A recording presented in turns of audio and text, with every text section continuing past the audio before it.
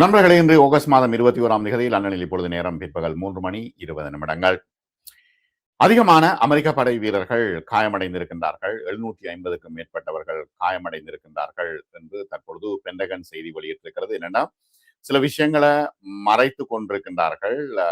இராணுவத்தினருடைய குடும்பத்தினர் குழம்பிக் கொண்டிருக்கின்றார்கள். தங்களுக்கு உண்மையான தரவுகளை தரும்படி குழம்பிக் கொண்டிருக்கின்றார்கள். இதை வெளியிட முடியாத ஒரு சூழ்நிலையும் இருக்கிறது. அமெரிக்காவுக்கு வெட்கமாக இருக்கிறது. இன்னொரு பக்கம் வெளியிட வேண்டிய இக்கட்டான நிலைமையும் இருக்கிறது. சில தரவுகள் பிழையானவை என்று பல பத்திரிகைகள் சுட்டிக்காட்டி இருக்கின்றன. அது தொடர்பான விவரங்களை நாம் பார்க்க இருக்கின்றோம். சப்ஸ்கிரைப் செய்யாத நண்பர்கள் சப்ஸ்கிரைப் செய்யுங்கோ, லைக் பட்டன் அழுத்துங்கோ, ஹைக் பட்டன் அழுத்துங்கோ. உடனுக்குடன் உங்களுக்கு செய்திகள் சேரும்.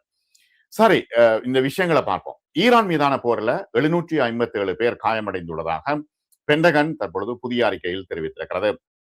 ஆனால் உயிரிழப்பு புள்ளி விவரங்கள் குறித்த கேள்விகள் எழுந்திருக்கின்றன. உண்மையை சொல்லுங்க என்று சொல்லி இராணுவத்தினருடைய பெற்றோர்கள் மற்றும் குடும்பத்தினர் தற்பொழுது கேள்வி எழுப்பியிருக்கிறார்கள்.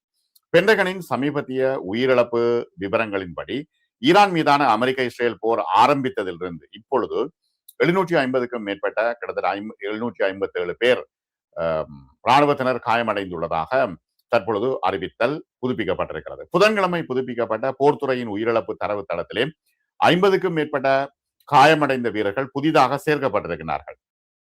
இதன் மூலம் அமெரிக்காவும் இஸ்ரேலும் ஈரானுக்கு எதிரான தங்கள் தாக்குதலை தொடங்கிய பிறகு பிப்ரவரி 28 முதல் காயமடைந்தவர்களுடைய அதிகாரப்பூர்வ எண்ணிக்கை 757 ஆகவும் செத்தவர்கள் 18 பேராகவும் இருப்பதாக அந்த அறிக்கை சொல்கிறது.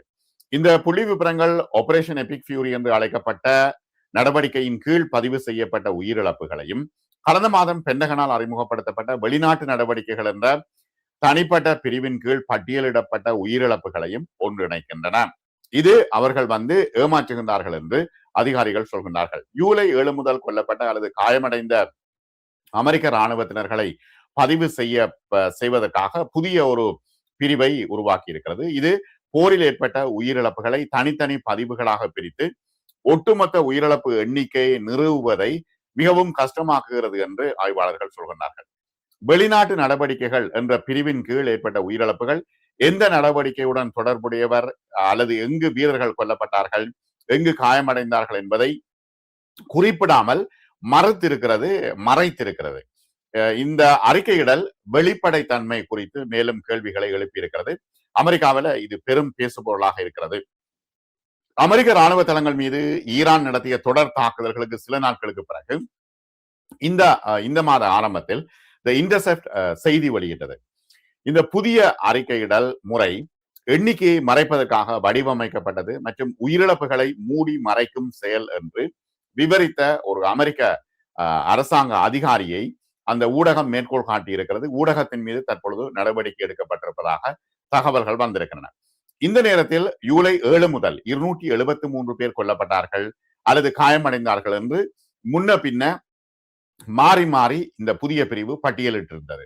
ஆபரேஷன் எபிக் ஃபியூரியின் கீழ் பதிவு செய்யப்பட்ட உயிரிழப்புகளோடு இதை இணைக்கும் பொழுது பென்டகனின் அதிகாரப்பூர்வ உயிரிழப்பு எண்ணிக்கையே 704 இருக்கிறது.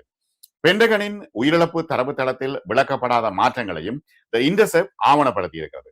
இதில் ஆபரேஷன் எபிக் ஃபியூரியின் கீழ் பட்டியலிடப்பட்ட ஈரானோடு இந்த தாக்குதலில் பட்டியலிடப்பட்ட உயிரிழப்புகளின் எண்ணிக்கை ஜூலை 21 இருந்து 500 431 பிறகு குறைத்திருக்கிறார்கள். இதற்கான விளக்கமும் அவர்கள் சொல்லவில்லை, பென்டகனும் சொல்லவில்லை. பென்டகனுடைய தரவுத்தளத்தில் விடுபட்டதாக கூறப்படும் உயிரிழப்புகளையும் கணக்கில் கொண்ட பிறகு இந்த போரின் பொழுது கிட்டத்தட்ட 900க்கும் மேற்பட்ட அமெரிக்க படையினர் கொல்லப்பட்டிருக்கலாம் அல்லது காயமடைந்திருக்கலாம் என்று அந்த ஊடகம் மதிப்பிடப்பட்டிருக்கிறது. சரியா சொல்ல முடியாமல் இருக்க ஏனென்றால் அவர்கள் மறைக்கிறார்கள். USS ஆப்ரஹாம் லிங்கன் கப்பலில் நிலவும் மிக மோசமான நிலைமையை குறித்த அறிக்கைகளை தொடர்ந்து அந்த பதிப்பாளரை, அந்த வெப்சைட்டினுடைய பதிப்பாளரை பணி நீக்கம் செய்ய பென்டகன் தற்பொழுது நடவடிக்கை எடுத்திருப்பதாகவும் தகவல்கள் தெரிவிக்கின்றன. இதற்கிடையில் அமெரிக்க இராணுவ வீரர்கள் மற்றும் கடற்படை வீரர்கள் அங்கிருக்கின்ற நிலைமைகளை வெளிப்படுத்துகின்றார்கள். USS ஆப்ரஹாம் லிங்கனில் வாழவே முடியாது என்று அவர்கள் வெளிப்படுத்தி இருக்கிறார்கள். தண்ணி இல்ல, மற்றது டொய்லெட் வசதிகள் பிரச்சனை, படுக்க பிரச்சனை, சாப்பாட்டு பிரச்சனை என்று பல பிரச்சனைகளை அவர்கள் சொல்லி இருக்கின்றார்கள். USS ஆப்ரஹாம் லிங்கன் கப்பலில் நிலவும் மோசமான நிலைமைகள் குறித்த அறிக்கைகளை அங்குள்ள இராணுவத்தினர் கடற்படையினரும் வெளியிட்டிருக்கிறார்கள்.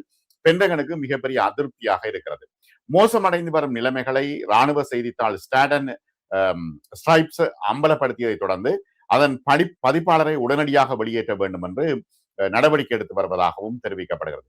பெரிய வருகின்ற உயிரிழப்புகள் பாரசீக வளைகுடா பிராந்தியம் முழுவதிலும் தனது இராணுவ இருப்பை மறு மதிப்பீடு செய்ய பென்டகனை தூண்டியிருக்கிறது என்று அதிகாரிகள் சொல்கிறார்கள்.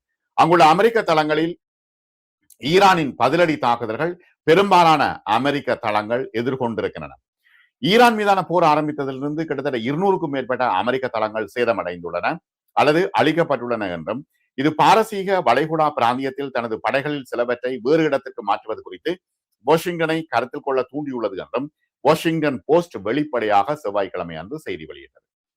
சவுதி அரேபியாவுக்கான முன்னாள் அமெரிக்க தூதுவர் மைக்கேல் ஆலன் ரோட்னி ஜோர்தான் மற்றும் பாலஸ்தீனம் சவுதி அரேபியாவின் செங்கடல் கடற்கரை ஆகியவற்றை இடமாற்றத்திற்கான சாத்தியமான இடங்களாக அடையாளம் காட்டினார். ஆனால் ஜோர்தான்ல தான் பயங்கர அடியை ஈரான் கடைசி நேரத்தில் அடித்தது.